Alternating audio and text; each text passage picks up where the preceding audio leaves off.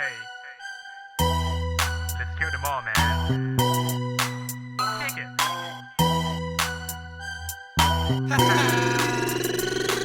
กูมักใบท่อมแล้วมันผิดมึงวะพวกกูนั่งไหลบ้องแล้วมันผิดมึงวะลูกมึงเมาไปก้อนแล้วมึงแคร์บนหลักเมียมึงเมายาทะเลนอนแล้วมึงแคร์บนหลัก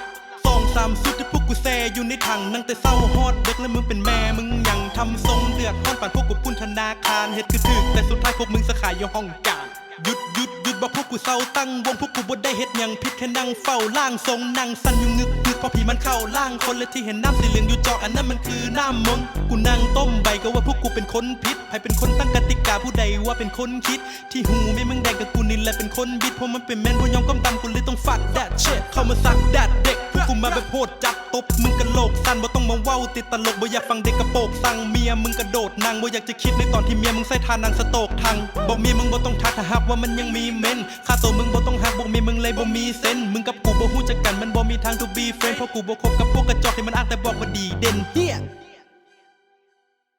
กูมักใบท่อมแล้วมันผิดมึงวะพวกกูนั่งไหลบ้องแล้วมันผิดมึงวะลูกมึงเมาใบก้อนแล้วมึงแคร์บนหลักเมียมึงเมายาทะเลนอนแล้วมึงแคร์บนหลัก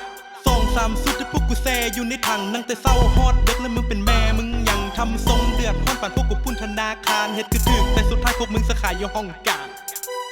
แม่งเฮ็ดอย่างกะทิเหี้ยนั่งหายใจยังพิษเลย